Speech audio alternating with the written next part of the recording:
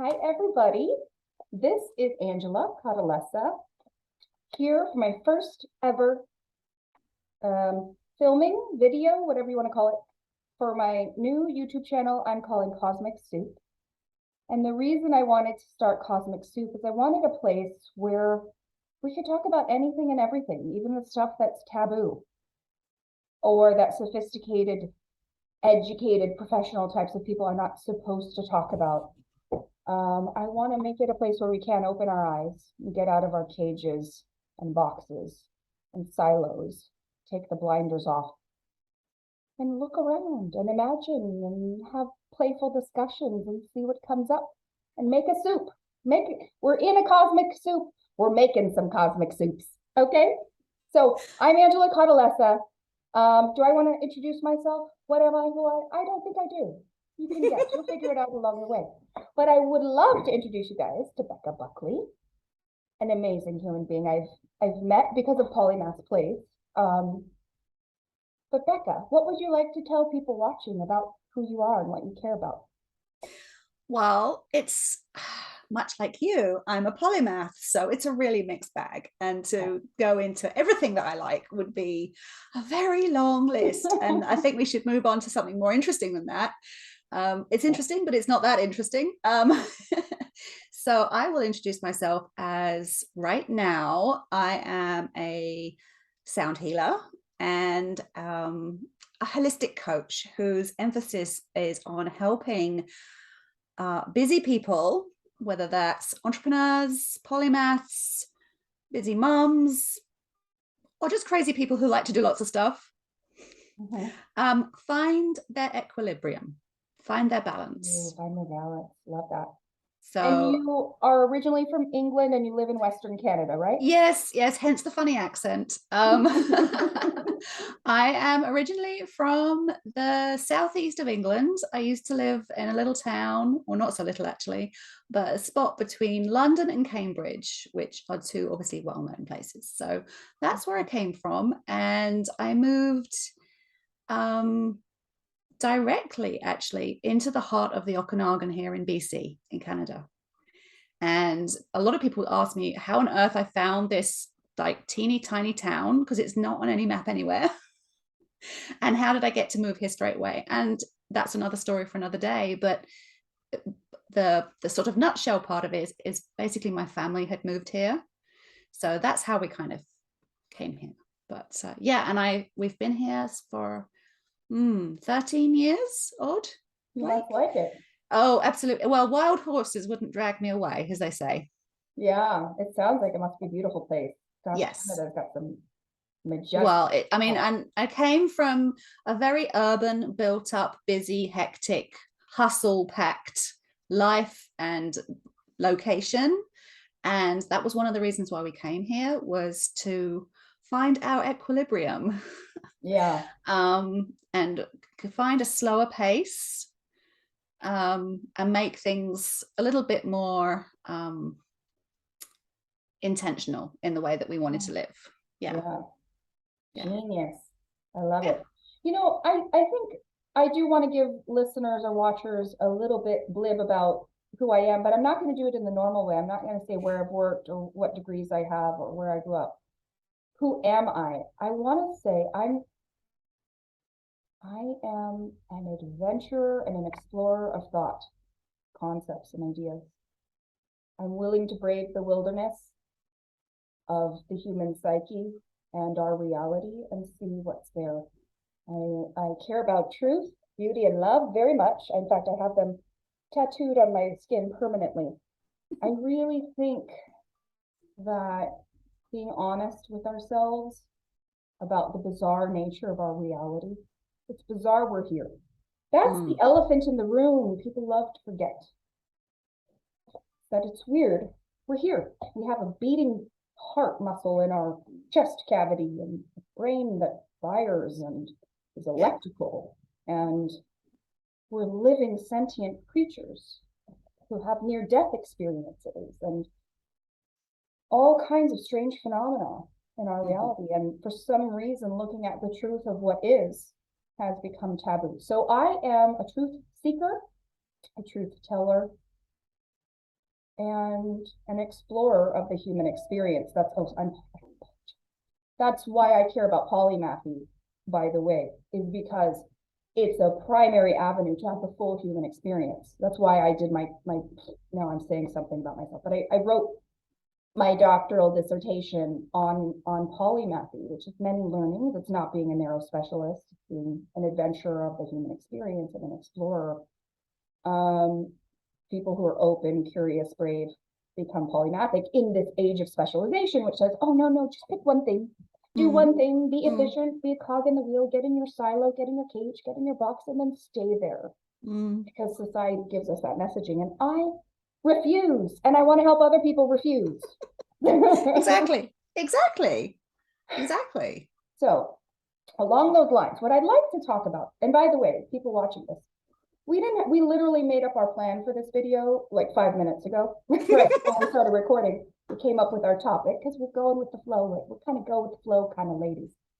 Absolutely. But, yeah. Yeah. So we're going to make cosmic soup today that's all about manifestation. And whatever else we feel like, whatever else comes up. So Beka, what do you think manifestation is about? How does it work? I mean, what do you think about when you think about manifesting? Well, we could go I'm going to go really deep first and basically say that manifesting is the cog in the machine that manifests the universe, for one.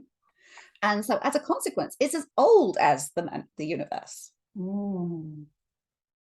And we as human beings are simply reiterating the universe's creation all the time. The universe is made through us and we make the universe. Yes. So go on. Yeah. No, I'm sorry. If you want to. No, go ahead. That was it. So I was playing around. I've been thinking about manifestation lately. And I have a theory, a proposal. It may not be correct, but I've been trying to like ask the universe, myself, intuit, like, what is manifestation? Like, how does it work?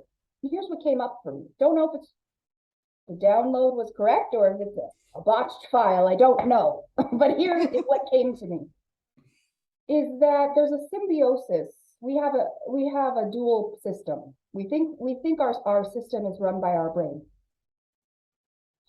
but it's really run by our brain and our heart and our stomach, actually. Our stomach is like a second brain, but I want to focus on the heart, which doesn't really get enough respect for its full power. It gets studied as an organ that pumps blood, as a muscle with arteries and veins and flappy things and blood, right? Like, it's seen as the muscle. Yeah. Just like you could see the brain as an organ, like just physical. But there's obviously something in the brain, consciousness beyond the physical. And I think the same is true for the heart. I think the heart has a kind of intelligence that is emotional. And it's not verbal. It senses energies. And it gives off energies. So if you want to manifest, you can't just use your brain. You have to engage your heart. And the way you do, it's kind of like a yin and yang. Like, you need to have both working together to really supercharge your vision. And the way you manifest, in my opinion, and I've been manifesting my whole life. When I was 12, I decided I will be a White House intern. I already am. And what do you know? When I was 25, I did it. It's easier to get into Harvard than it is to become a White House intern. I have no connections. I came from uneducated, blue-collar family. Didn't know anybody, got into the White House internship. Of the 100 or so interns in my cohort, 2 of us got hired. I manifested that. I energized it with my heart and my emotion and my strategic thinking and my imaginative, creative thinking abilities. Absolutely. What I do to manifest. So I decided, well, what do I want? And there's a whole bunch of options out in the world for how to create a life of your dreams. And then I go in my head and I think about, what does it look like? What are the details, the fine grain of it? What is just every little detail you can imagine of the thing you want? You use your head for that part. And then you need to bring in your heart and its intelligence, and its magnetism, And you need to feel in your heart, you need to open up your heart, get into your heart, and feel that vision from your brain as if it's here right now. And you need to feel and experience the joy and the happiness of it being your reality right now, not in the future, not I wish, not on a vision board, here now. And you must use your heart. That's the energetic, that's how you bring the energy of that to you through using the energetic powers of an open heart. It's not an intellectual exercise alone. No. It's partially intellectual and it's partly emotive from the heart. The literal organ in your chest is involved, I believe. So that's my theory. I don't know. I think the heart probably does have its own intelligence. It emits energies. It picks up on energies. I've had experiences. Have you ever had an experience, by the way, where you like sense that someone's staring at you? I think that's your heart. I think your heart picks up on that. I think your heart picks up on energies and it gives out energies. Yeah. That's my belief. I could be wrong. So what comes up for you when I blabber about all that stuff? Well, yours is a very I'm going to say yours is quite a scientific perspective on it, and that comes from your background, which is absolutely right. But it is manifesting isn't just thinking about something. It's not even actually about feel. If there's the thinking about it, there's the feeling about it, and then there's the doing about it. Yes, for sure. You know, so there's a sort of triad of bits of ingredients like our cosmic soup. Yes, for sure. Yeah. There's a lot of talk about in the law of attraction manifesting world that part of the magic combination, the magic formula, is to feel as if this thing is real, this vision is real. Right. Yes. Yeah. And part of the feeling as if is also to trick your brain into believing it is. Yes. So I like to play a little game with some of my clients where we have a conversation as if we are actually speaking in the future. And that all of the things that we've been talking about have actually come to pass, and time has passed and we have a conversation as if they are meeting me at some point in the future. I love that. And you have to frame, it's a let's pretend. Yeah.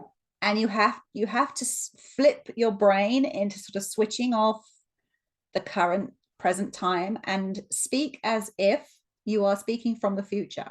So rather than I hope or I wish or I will be, it's I am or I have. I'm so grateful for having right now. Yeah. Yes. And it's interesting to see who is able to actually flip that mental switch and who is not. And it's a good practice. It's a good practice to get into because it links both halves of the brain.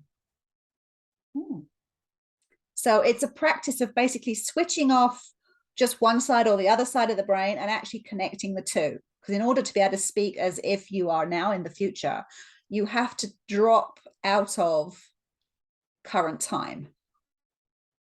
And your brain doesn't want to your brain, if you've been stuck in a certain way of thinking, it's very difficult to switch off that side of your brain. Oh yeah.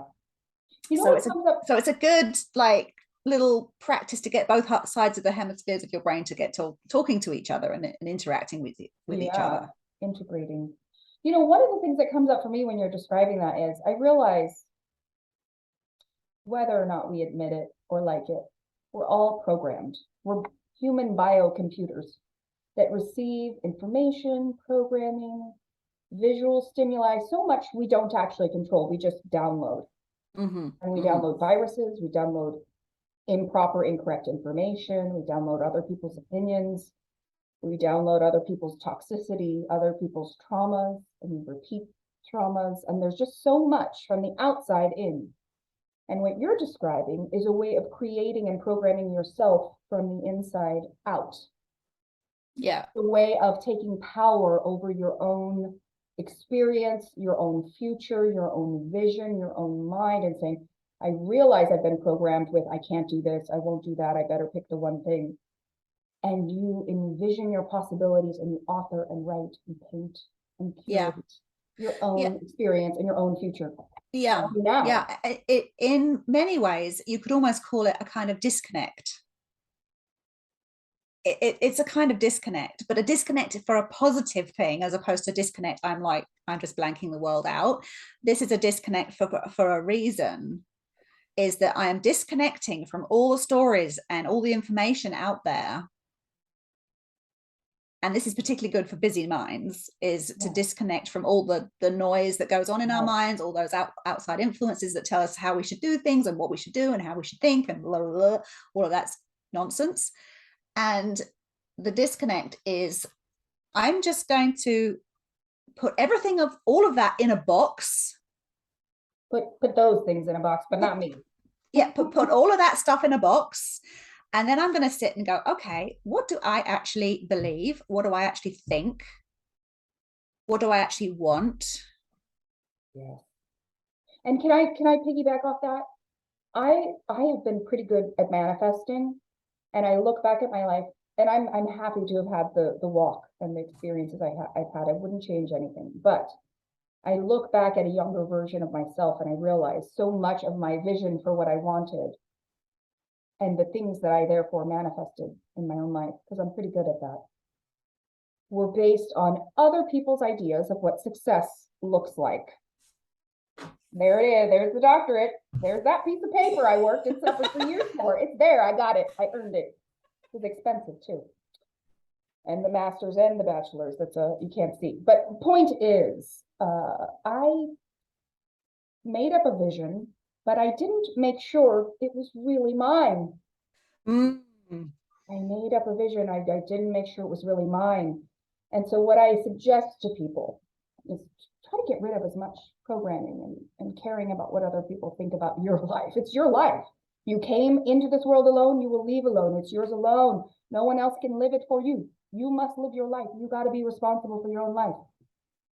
So before you try to manifest, be careful. Make sure it's not just this. Tune into your heart. Oh yeah. Make sure it's really the real, authentic, true you, and that it's what you want to bring you joy. Not an ego boost. Not approval of others, not people pleasing, not a check mark of success of society's guidance. It's really you and your love and your joy and your happiness and your authenticity, and your heart can tell you that. Your heart can tell you what will bring you joy. That's why you need to tune in. Yeah, it's interesting you saying all this, because this is exactly what I learned when I studied witchcraft. Yes. Tell me about and I'm not talking about Wicca. I'm talking about witchcraft. I'm talking about traditional British witchcraft. I don't know much about that. Tell me. Okay, well, there's lots of crossovers, but we'll stick to the subject of manifesting, and we'll stick through that the craft of spellcraft. Ooh, that sounds so fun. And to do true spellcraft, you have to check in with your motives. Intention, yes. And your intentions. And they need to be pure. And exactly, they need to be pure. You need to make sure that when you set this spell up, it's not to do harm. That you're like, well, are you a white witch or a black witch? Oh, sorry, I gray. Black. That sounds racist. I just mean it. Gray. We're all gray. That's the answer. Nobody's all good. Nobody's all bad. Nobody's all gray. I hate saying the word black. We're all gray. It's no black or white, good or bad. There's all gray. Then the universe is black or white, good or bad. Yes. Yeah. True witchcraft does not have that harm none. Interesting. Caveat. Because that's another story for another day. Is that to achieve balance? Or sometimes you need to cause harm? I mean, let's put it this way. Every person ever does things with good intention. good intention for themselves or even for bad. I'm doing this because I Yeah. have a good intention, right? So there's always a root of good intention. But the consequences of that action may have negative outcomes or Cause and effect. cause and effect. Yes. Yes. Yeah. So when we want to have a certain outcome through spellcraft, manifesting, goal planning is the same thing. It's all the same. I love that. We have to make sure that our intention is disconnected from any junk that we might be carrying with us in making that intention. So you need to think about, well, what would be the consequences of this action? You know, what is the root motive behind my desire? You got to be careful because karma can come back and bite you in the ass if you're not careful, right? Yeah. You put a lot of bad out in the world. I mean, I try to put good in the world, but I know nobody does 100% good. But yeah, I always am like, ooh, I don't want to earn the bad karma. I could get revenge. I could lash back out at them like they did to me, but ooh, I don't want. I'm just gonna let it go. Yeah. Above, take the high road. Well, you never know how long it's going to take to come back around, because again, with the manifesting, it's not it's not an instant overnight ping, you know. Sure. You might get a clue towards the answer that you're looking for, the result that you're looking for within the first 24 hours. The universe might suddenly say, oh, here's an opportunity that, you know, is in relation to the thing that you just asked for. Yeah. And that can be seen as an immediate like result. But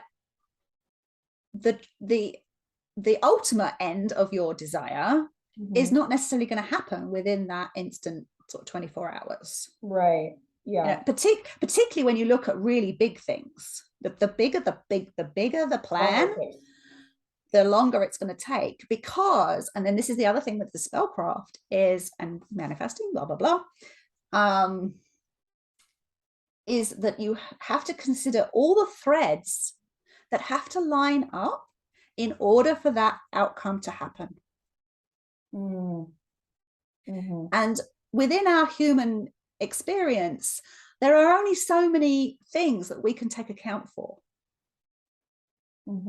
Because there's always going to be some unknown or unintended knock-on effect, cause and effect, that may interfere with the progress of that outcome. That's why there's kind of, I think there's value in sort of putting it out there and then letting it go, kind of not clinging to it, not needing it so much you actually repel it. Yeah. You know, one of the other really important things that's important in manifesting is to use your imagination, to dream, envision something you haven't had before. I would argue that it's even the most important thing, actually. And to, you know, I have a jig with SMART goals. Because to my mind, there's part, I can't remember all the bits of the acronym, but there's things like realistic involved, measurable and timely. And it's like, realistic. You honestly want to make plans that are realistic? Then that will limit you. Does Elon Musk think realistically? Hell no. And look at him. He made does Richard Branson think realistically with his plans? They dream. They use their imagination. They dream. And they make it happen. If you look at all the people that are making humongous, like, giant leaps for humankind, do you honestly think they're using SMART goals as a framework? Do you really think? I mean, come on, people. Oh my God, I love this, Beka. You're a genius. I love it. Do you really think? I mean, yeah, they may, like, to make their big giant goal, they are not using SMART goals, right? I can tell you, they are not using SMART goals. Yeah, we froze for a bit, so. Okay, let's just. Well, one of us. let's continue. We're back. What were you saying? So, yeah, so Elon Musk is highly unlikely to have used SMART goals to plan to do his things, right? Whichever, pick one of the ones he's doing. Doesn't matter which. By the way, I'm not a huge fan of his, but I'm using him as a good because he's a good example. Sure. So he did not use SMART goals to plan his big thing, right? But he's probably using a variation of SMART goals to do the steps that he needs to get to that big goal. Mm-hmm. But SMART goals cannot be applied to that ginormous goal. Yes, I agree. You know, it's like saying, I'm going to get married and have 3 children by the time I'm 37. You know what? You can dream anything. Like the human, you can make up something that you can make up a rainbow fire breathing dragon and picture it in your head, and you've never seen one. You've never seen their rainbow fire breathe out of them. You can imagine it. Just like you can imagine eating the most delicious meal you've ever eaten, and your mouth will water. Your mind doesn't know the difference between imagination and reality. And you can use that to your benefit. In fact, exactly. I'll share with you too. There was Michelle Questenberry is a life coach I worked with for many years, and her modality was internal family systems. And the whole shtick, the whole tool, which was very healing for me, was basically that we have parts. We have many different parts. And we have an angry part, we have a sad part, we have a little child part, we have just your imagination. You tune into your feelings and imagine, like, get to know your parts. You imagine what they look like, you ask them questions, you get to know, and it's all imagination. But it's incredibly healing to heal old traumas, to just do, because your mind doesn't know the difference between eating your favorite meal and pretending, just thinking about it. Just like it doesn't know if you don't go back in time and talk to the little version of Beka versus the imaginary little Beka in your head. You can talk to her and she can talk to you. And it's imagination, probably, but imagination is powerful. And imagination is what can help you get the life of your dreams, because you got to envision and dream something beyond what you got now. You got to be a creative artist with the way you imagine. And the sky's the limit. I love manifesting. It makes life better. Yeah, absolutely. Have you manifested anything in your life? And then, well, probably lots of things. Do you think you manifest illness? Certainly manifested being able to come move to live in Canada. Yeah. Have I manifested illness? Or do you think people in probably general? You know, here's another. I would say. I'm so sorry. We got this internet lag. So the camera's tripping out as well.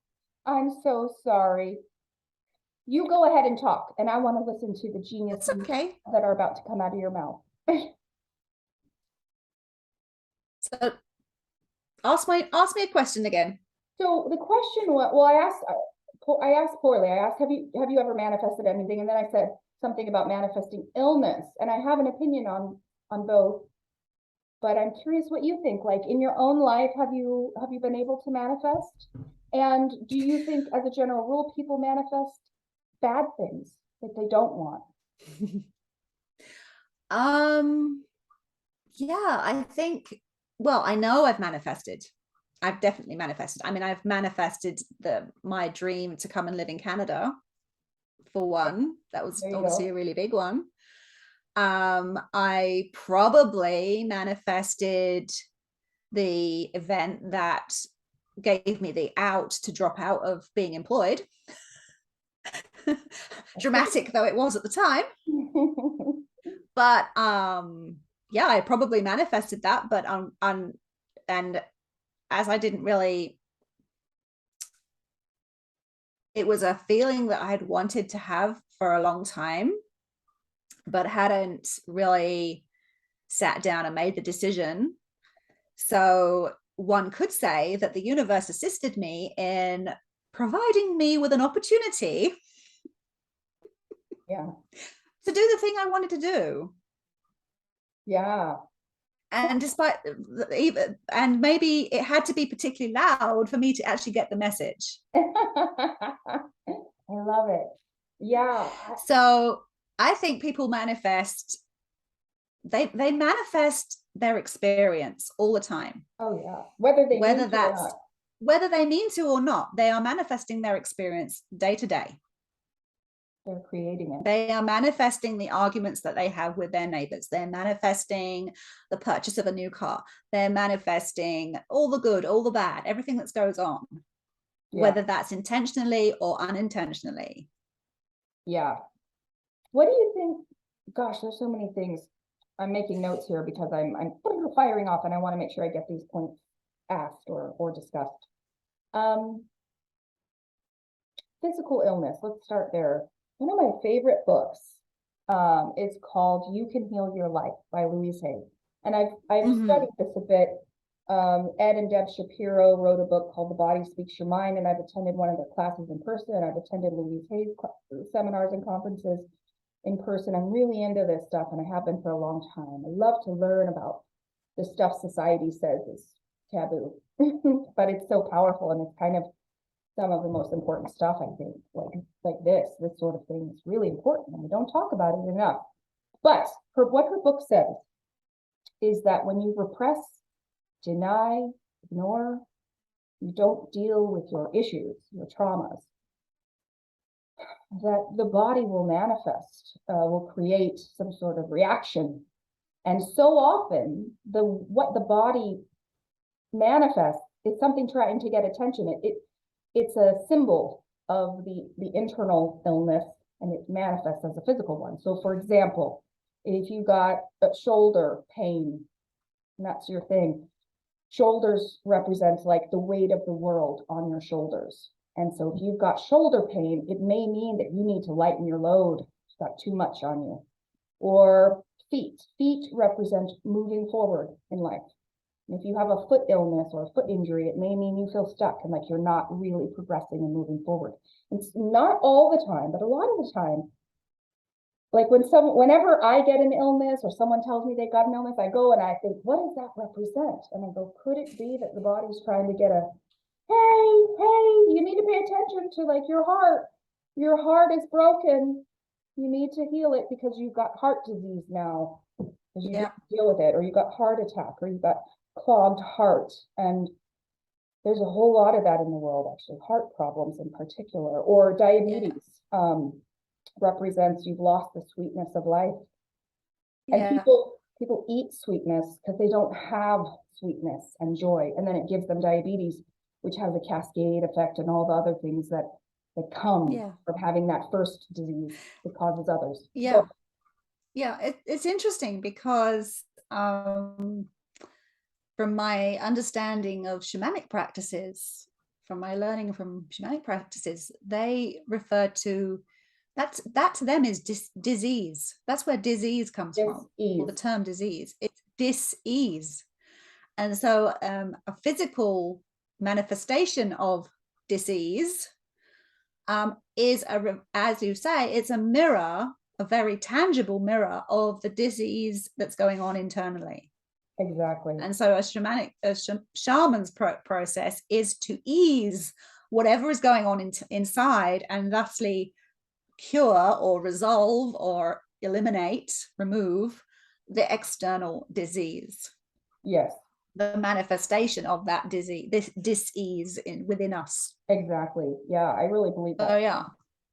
It's very interesting how all of these things are kind of like just mirroring each other and reiterating the same things. They're universal truths, effectively. There's just lots of different groups of people coming to the same conclusion from a different angle. Yeah, for sure.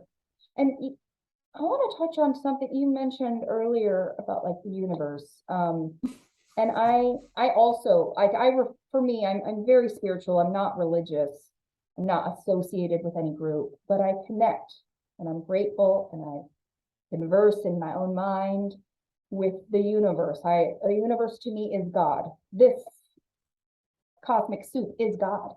That intelligence that is in the physicality, that sentience, that intelligence, that is God's energy, vibrancy, aliveness, decentralized in you and me.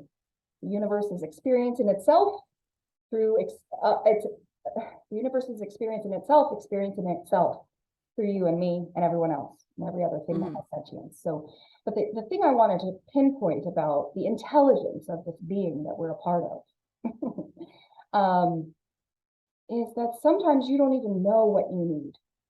You need the swift kick, you need the push, and the universe will give you the push you need to be a little bit braver or push you out of a situation that wasn't working so that you can close that door and open new ones.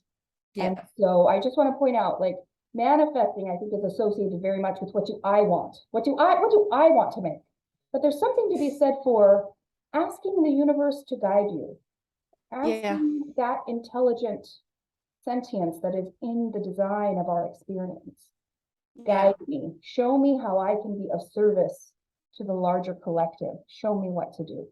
Here's what I want to do. So that goes back to my jig with SMART goals. Because it's very from a logic mind, man-made, controlling path.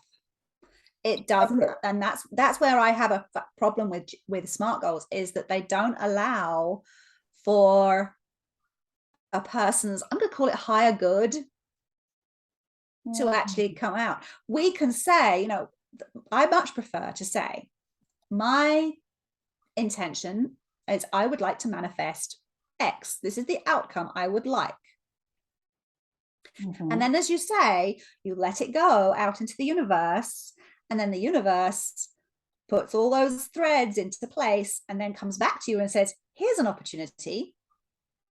Yes. And then you can say, yeah, that's kind of where I'm going, but it's not quite right. I'm not going to worry about that one. And so you keep going forward, and then the universe comes up with, well, okay, you didn't want that one. How about this one instead? Right. Yeah. And this is what keeps happening, is it will tell, you know, and eventually something will come up that you go, yeah, I hadn't thought of that, but that's interesting.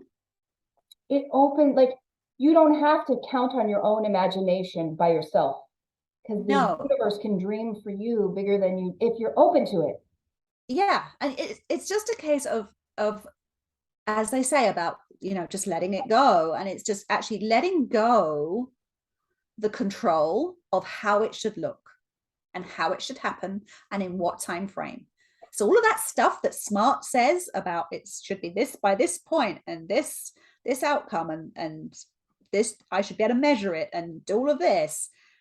Actually, the universe is like, well, it's going to be different. It's good. And what comes out of it is much more interesting. And ultimately, I like to believe the outcome is going to be exactly what you need. I think a lot of times when we set our own goals with our minds, we think about, what have I seen other people do? And so, and we don't really use our imaginations. We don't really open up to the full possibilities that the universe has. And we make ourselves copies of each other. Yeah. I mean, it weakens us.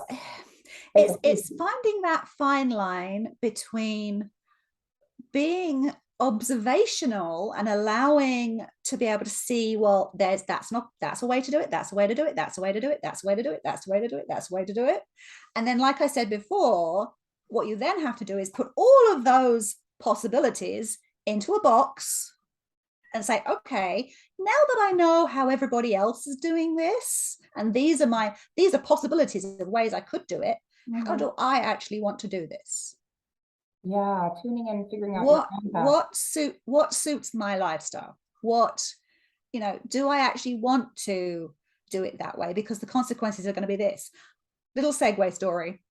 I've always fancied keeping chickens. Nice. And I had a mad scheme at one point that I would like to raise a small herd of buffalo. Wow, look at you. Or bison. Nice. Because I'm crazy. And with the chickens and with the bison, and it's the same with having a vegetable garden, you know, the dream of having a vegetable garden. And I sat there and was like, yeah, it sounds like a really romantic idea. I could have chickens and have my own eggs. And I like chickens, you know, they're nice. And then I was like, yeah, and then I have to muck them out and then they might get diseased and I have to protect them from wild animals. And there's, you know, and it's nice to imagine, but you have to go, okay, but these are, in order to do that thing, this is also the other side of that romantic story. Mm-hmm. So again, with the all of the like how to do business, how to do marketing, and all of that stuff that I'm kind of embroiled in,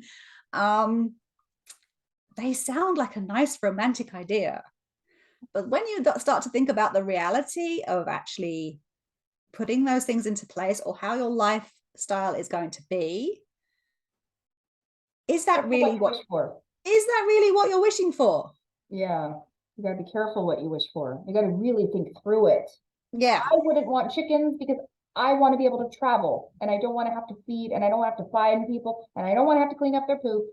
And I just know, like, if I like, I'd love to have chickens, be around chickens, but do I want to do all that work? I don't want to do that. Yeah.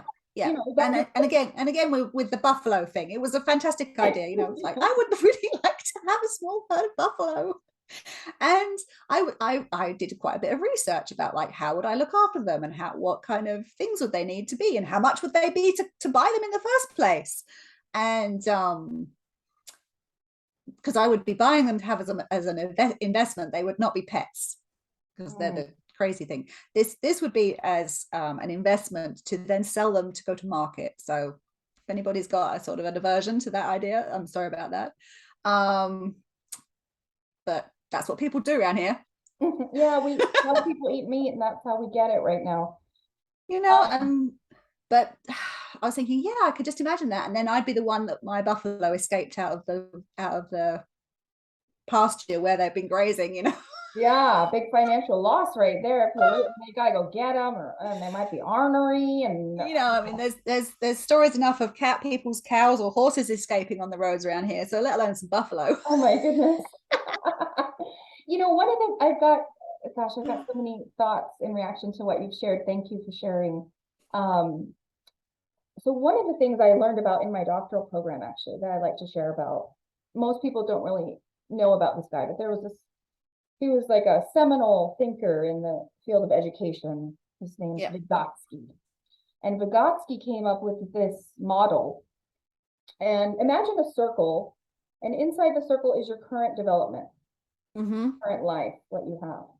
And then a larger circle is your potential. And potential is somewhat limited. You've got a human body, a human brain. Like, you can't become a planet, you know, there's like limits to what we can do. So within that limit, the gap between where you're at now and where you want to be, he calls the zone of proximal development, ZPD. Ooh, that sounds good. Like that idea that, like, okay, your life is here. How can you get it to that next level so you're really thriving, vibrant, living your best life? Pay attention to that gap. That's how you get the life of your dreams. You fill in that gap. You develop yourself. You manifest. You attract the life of your dreams. So I wanted to share about the zone of proximal development. Another thing I want to get your opinion on, Beka. I was watching a video recently of Eckhart Tolle. He wrote A New Earth, and a leading spiritual thinker. Yeah. And someone asked him in one of his conferences, one of the audience members asked him, you know, she explained, like, I have thoughts and I can kind of recognize they're not really mine. They're just like coming in, and I don't even agree with it. And it's not even accurate. And they're just coming at me. Where does thought come from? She asked this question of like this leading spiritual thought leader. And it was interesting what he said. He said, well, first of all, if you have a thought that's bothering you, don't cling to it.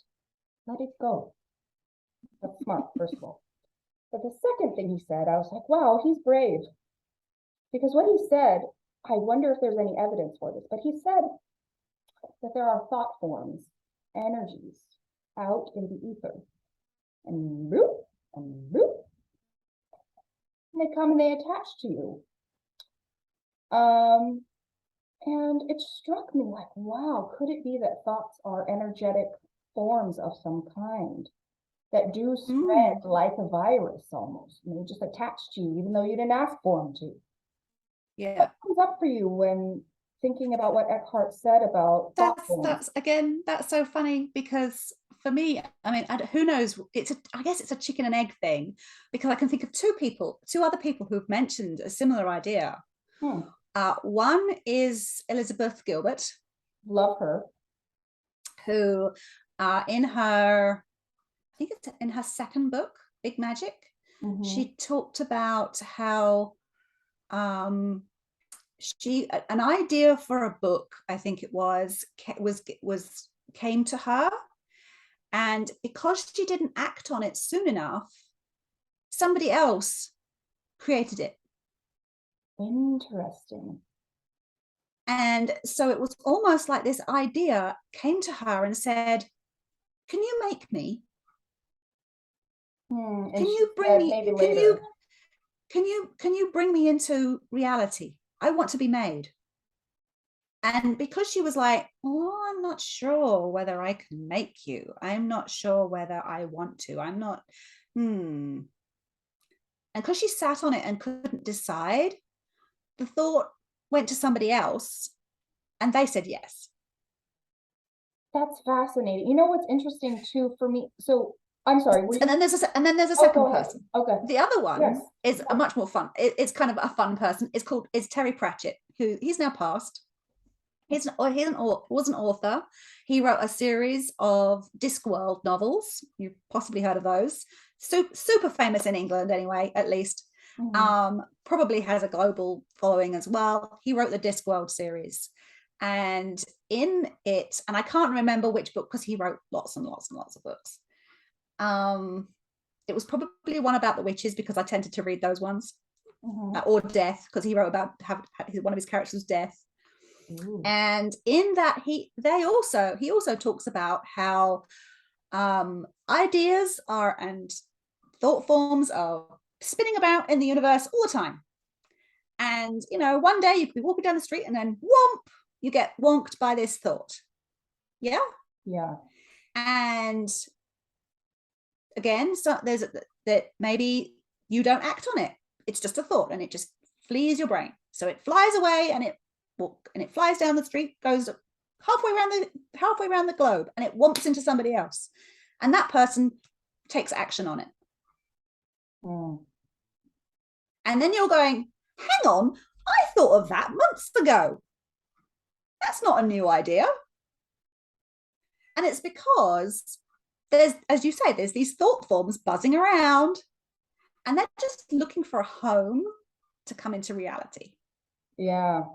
Isn't it interesting too how sometimes I think there's even some like monkey experiment that was done, like when unrelated tribes of monkeys develop an adaptation and they're not even around like at the same time. And it's something similar has happened with polymathy actually. Polymathy went really unstudied as a human phenomenon for a long time. And then all of a sudden there's a boom. I was part of the boom. Michael Araki, Wakwasa Ahmed, David Epstein, Robert Root Bernstein, Peter Burke. There are all these thinkers who around the same time poof, put out that work. And it's just interesting how thought and the energies of those thoughts can be spread out and emerge simultaneously. It's really fascinating. I'm just taking some notes.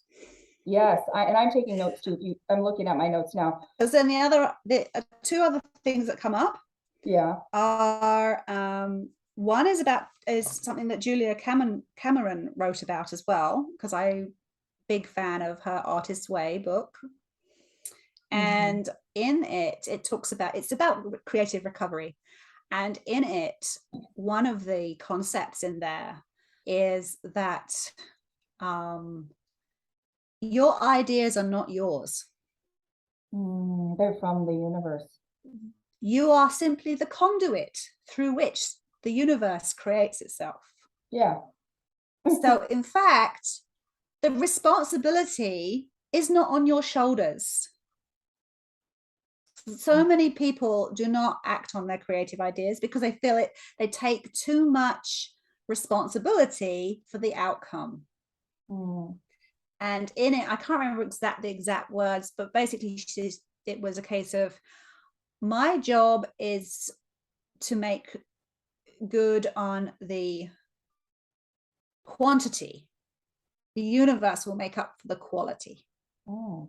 I maybe completely misquoted that, but basically the idea is that you just get on and create the thing, and the universe will figure the rest of it out. Yeah, that's really cool. You just show up and do the work, in other words. Yeah. You know what other And it's not down to you to decide how people take this idea or how people react to it. It's just your role to produce the work. Yeah, you're like a channel. Yeah. For the universe to experience what it needs to experience. Yeah. And then, if I can finish this thought loop, you were talking about the monkeys, how they came up with the similar ideas, despite the fact that they didn't know each other. Right. There's a similar idea in the Northern Hemisphere, at least, for way markers in the tundra and sort of barren landscapes. Mm-hmm. And in North America, of course, you get the Inukshuk. You seen the Inukshuk? Mm-mm. They're a classic Canadian thing. I'm going to say Canadian, but the Inuit create way markers with stones, and they look like figures. Stones? The piles of stone that look like figures. Yeah, yes, they look like people. Yes, yeah, I have seen those. Yep. Well, in Northern England and Scotland, they have cairns, which are piles of stones as way markers. So, and I'm sure that there are other peoples in the Northern Hemisphere around the Arctic Circle that come up with a similar idea because they've got a problem. They've got a similar problem. They've got similar tools and similar landscape. Mm-hmm. So they've only got the sort of the same kit of stuff to work with. Right. And so they all individually came up with the same solution or a variation on the same solution. Yeah, even though they don't know each other, and even though they don't know one another. So it could be a similar thing with the monkeys, how, they've all got a similar situation, same kind of tools, same level of intelligence, mm-hmm. and same problem to solve. And they all figured out, like, well, this is the most efficient way to solve this problem. Yeah. And who knows, maybe there are those thought forms and energies who are like, hey, over here, get some of this, and over there, get some of this. And you never know how it works. You just never know. Can I share a story? It's a kind of a bizarre story that it has to do with energy. I'll make it brief, but I think it kind of relates to what we're talking about. About, 12 years ago, a friend of mine, her name was Rebecca, moved from San Diego to Arlington, Virginia. And she was my friend, and she moved in the building across the street from me. And before she moved, she didn't have time to sell everything. So she ended up moving some stuff with her, but she needed to sell it and just didn't have time. And one of the things she wanted to sell as a recent divorcee, she was in her late 20s and recently divorced, she wanted to sell her wedding gown. And I offered, hey, you're just new to town. You need help with anything? You need help unpacking? Like, what can I do to help? And she was like, yeah, come over. And I need some help, like selling, like taking pictures of stuff, posting ads. You can help me with that. So I walked across the street, went into her building, went into her unit. And the first thing that she wanted to sell was her wedding gown from the man she had married and recently divorced. But the gown was preserved. It was packed in a plastic bag, and like the air was sucked out, and it was just the dress in plastic preserved. And in order to take a picture of it on a hanger and not on her, because who wants to sell a wedding dress seeing someone else wear it at a wedding that didn't work out? So she wanted to take her wedding gown out of this plastic, put it on a hanger, take a picture, and then try to sell it so someone else could use it. And the weirdest thing happened. She sliced open the package. And I had this overwhelming feel, that feeling like when someone's staring at you and you could feel it. I had a similar type of sensation that felt distinctly different from the staring sensation, but that same type of energetic sensing. Mm-hmm. And I dared to say something that made me sound weird, but it was so overwhelming to me. I said it out loud. I said, "Oh my God, it feels like a funeral in here." And she went, "Oh my God, you feel that too?" And we were both so weirded out of like this funeral energy. And we opened the window and we were both really just like, "Oh my God, what is this?" And with the window open, it left, the feeling left. And I spent months trying to understand what the heck was that. I didn't see anything, I didn't hear anything, but we both, sane, logical, professional young women, healthy, sane women, felt this strange funeral-like energy. Yeah. Couldn't understand it. Fast forward, I don't know, 6 months later, I got engaged to be married myself. And Rebecca wanted me to come over and share ideas for wedding planning because she had been down that road and she wanted to help me and show me pictures and give me ideas. And I thought, that's a great idea. Like, I need to figure out wedding planning because that's what I got to do. And when I got over there, she pulled out this photo album and started showing me photos of like how she did the catering, the tables, all that stuff. And then in some of the photos were outside, I realized there were all these graves. Like, the church where she was married was in a large cemetery where Wow. probably a funeral was occurring. And Oh the my. energy of that funeral attached to her wedding dress, which had been preserved in plastic for several years. And when she sliced it open, the energy came out and we felt it. Wow. That's the closest I've had to paranormal experience. I've never seen or ghosts or heard things that aren't there. But that experience taught me that energies, you can be sensitive enough to feel them. It is possible. Well, also, I mean, to go on with the story, it's almost like, well, there's another layer as to why the marriage didn't work out. Yeah, that too. Like, for a long time, I was like, "Oh, it must be because the marriage died," and I picked up on like some death energy. But then so there's that layer. But I think it mostly was there was probably a funeral that had just taken place or was taking place at the same time she was. This was a large, a large church, a large cemetery, and who knows, like, grieving and funeral energy is very powerful. It's a very intense emotion. It's one of the most intense. I can feel that grief, that funeral, the distinct feeling of being at a funeral. It's so particular. And I felt it. It was there and then it went away. So I wanted to share that. Like, there is something to empowering your manifestation, your vision with energy, because it's real energy and energetic feelings and vibrations and attractions are real, and I felt it myself. Yeah.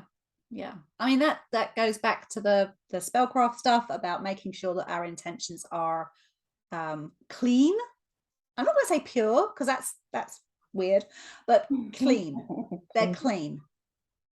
Yeah. Because if you've got some junky energy going on in there, then the outcome is going to be junky. Yeah. Speaking of junky energy, one of the other things I want to mention too is that I think a lot of people, their first instinct of what to manifest has to do with money and wealth and things, cars and homes and vacations, like that. A lot of people sort of stick their dreams and their goals for their life to these physical, buyable, surface experiences that are valuable. And I love money. I respect money. I think I have a good relationship and a good respect for money itself.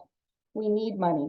Poverty is the root of so many problems in our world. Like, when a human being does not get their basic needs for survival met, when they don't get housing, food, safety, love, education, it makes them do bad things. Poverty creates problems, a whole cascade of them, actually. But we need money. We need abundance and wealth. Money isn't bad, but material goods don't guarantee happiness. They don't guarantee success. Consider what you want to manifest in your life and be abundant, but just know, if your goal is to be happy, money doesn't guarantee it. It does make it a whole lot easier. It buys you options. Like, you can literally buy the experiences that you want to have. Unfortunately, money buys justice in our world. Like, if you get in trouble, you can buy your way out of that prison sentence. And it's broken. in But that. money also buys bigger problems. It just magnifies your life, Yeah. puts it on Yeah. steroids. So be Yeah. careful about, what you wish for. And I also want to say another be careful with the words you use. One of my spiritual teachers, Yasuhiko Genku Kimura, I've been saying lately, oh my God, my life's been crazy. Like, because it's been intense. I've had a lot going on in my world personally. And he pointed out, like, be careful when you claim my life is crazy. When you You're say it, manifesting. I'm manifesting that. So now I'm like, crap, I need to be careful. I need to stop saying that because Yes. your words have power. Your words create thoughts, create energies, create. Well, you're invoking an outcome. Your words are invoking an outcome. Yes. So be careful. Are there any other be carefuls that you would offer? Um, Or any other words of advice or caution before we wrap up? Like any final tips for how to effectively, smartly, goodly manifest, or what to avoid doing? Any other final thoughts?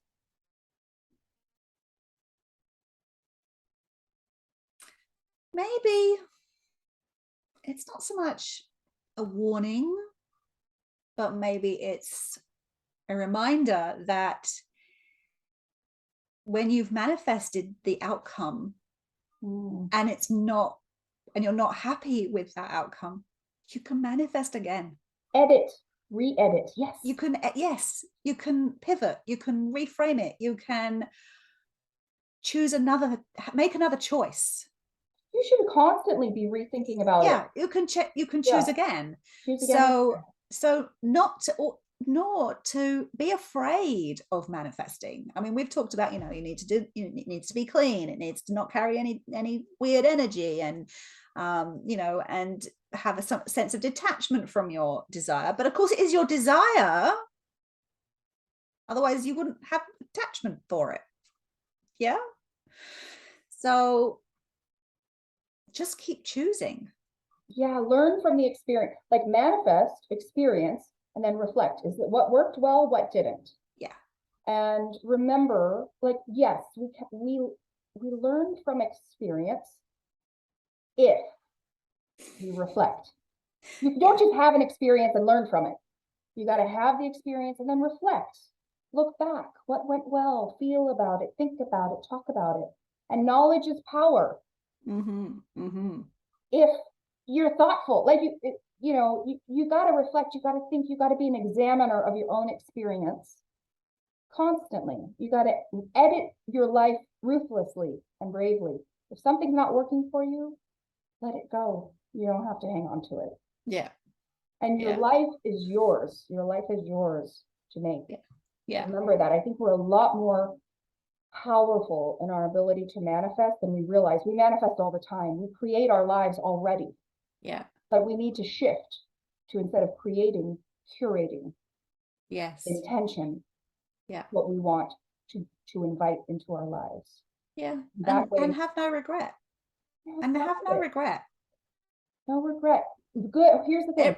Everything is a learning experience. Everything. You get the good stuff just how you wanted. You get to enjoy it. Yes, that's a win. You get bad stuff you didn't want. It gives you wisdom and lessons, and it makes you more resilient, and it's a friggin' gift. It's juicy stuff where you grow and you fill in your ZPD, your zone of proximal development, through the hard stuff. That's where we learn. Yeah. There's no comfort in the growth zone, and there's no growth in the comfort zone. If you want to improve, you must stretch. You must grow. You must explore. You must be a little bit uncomfortable sometimes, but welcome it so that you can have the life you envision and that you want. And then you can edit and re-edit your whole life. Yeah. Beka, this was so fun. I love this conversation. It was so good. We should do it again. We should do it again. We should have many more. I think we should make this you should be a regular guest here on Cosmic Stew. I think we'll make many fine stews. Oh, yes. And yes. For anyone watching this, I hope you enjoyed it. I hope you got a lot out of it. I know I certainly did. Beka, it was so great to talk with you. And check back. This is a new channel, but I hope to be posting content regularly. And you know, if you have ideas for stuff you'd like us to talk about, let us know. Oh yeah, I would love to have people come up with a question that they'd like you, me, somebody else to answer. That would be awesome. Yeah, let's explore together. Have fun with it. All right, guys. I hope everyone's doing well and take care.